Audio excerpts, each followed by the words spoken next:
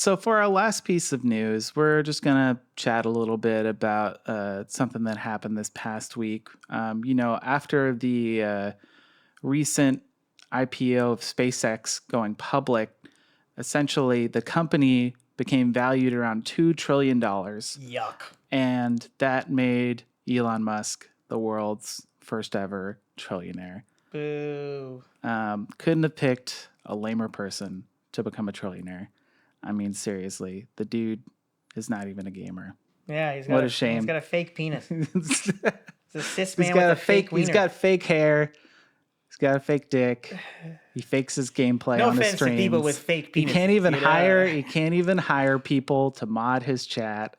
What a loser! What a fucking loser! I mean, come on. Like a single He's father got $1 of trillion 13 children. and he can't hire people to moderate his chat. 13 children out of wedlock. Disgusting. Yeah. Mostly through surrogate.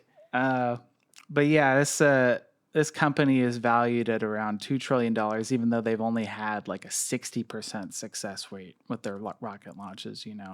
Some of them have gone well, a number of them haven't. And it's also worth noting that SpaceX is a pretty dangerous company to work for. In 2023, it was reported that there are over 600 previously unreported workplace injuries.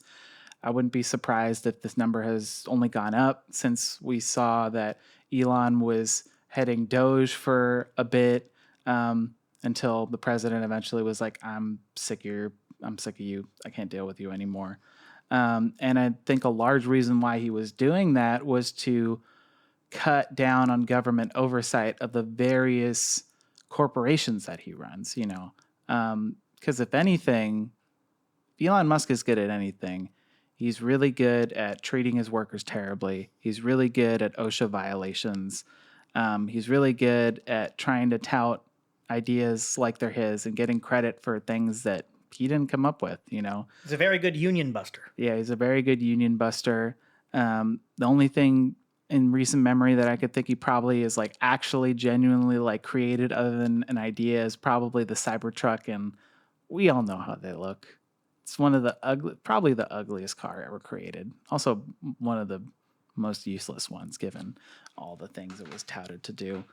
Yeah, like driven by like problematic dads and like violent young men all over the West Coast. It's crazy. Yeah, as if seeing Teslas everywhere wasn't a warning sign. Seeing a Cybertruck is like double that, It's like you could exponentially raise that.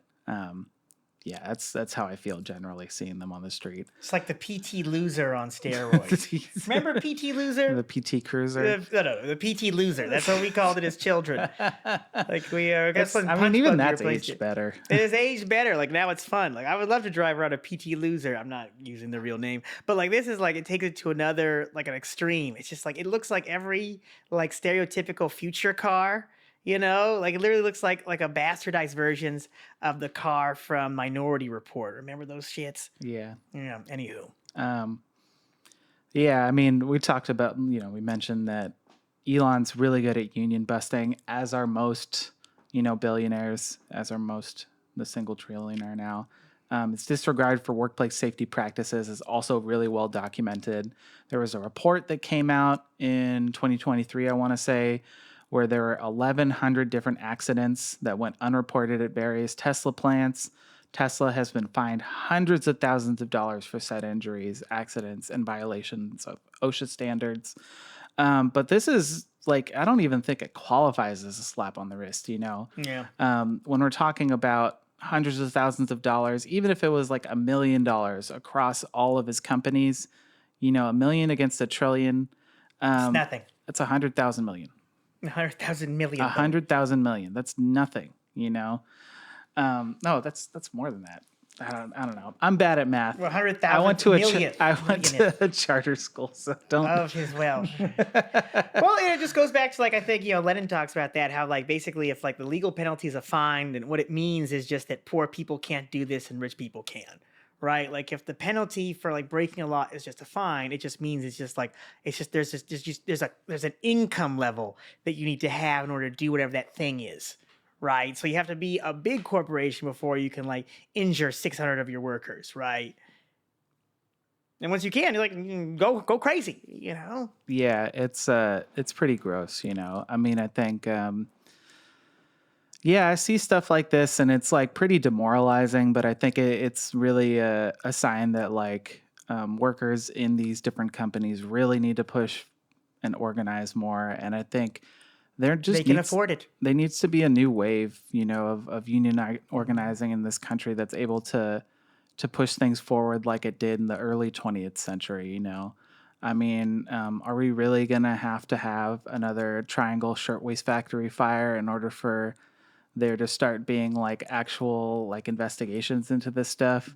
I will say under this present administration, we're not going to even see an investigation. We're just going to see a lot of BS about fake news and this and that and whatever. And But hopefully more warehouse fires. yeah, I mean, yeah, you know, there's warehouse fires and there's warehouse fires. You know, Exactly. warehouses sometimes just catch on fire. Other times, people are mad. People are mad that So, they make nothing working yeah, all day in I, the warehouse. I think the Tracy warehouse fire was just a warehouse fire, Yeah. but it happens, and it's crazy that it did happen because that was a.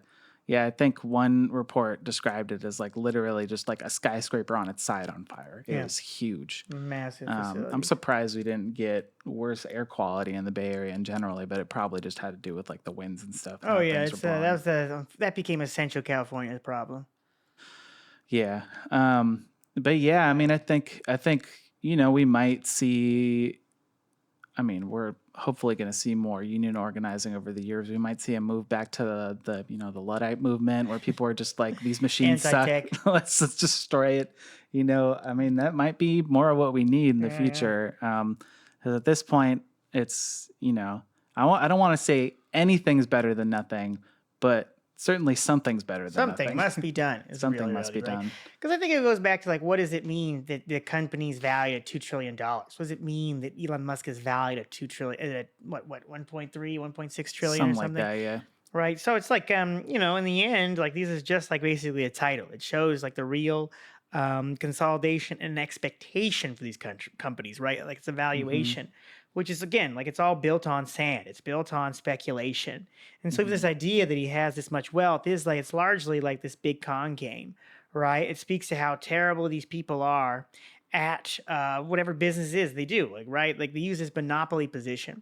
And I think, you're right, Dale, to bring up the whole early 20th century, because, at that point, unions are union organizers working in a situation of trustified industries, right? Mm-hmm. Like in that, these companies were like either vertically or horizontally monopolized, right? Where like Or these, both at or the same both at the time. same time with things, right? And so, that was a big thing, like that prevented unions from even getting their foot in the door. And Mm-hmm. so, obviously we live in the era of the oligopolies, right? Mm-hmm. Where we have three different types of the same product made by three different corporations that all just share the profits, right?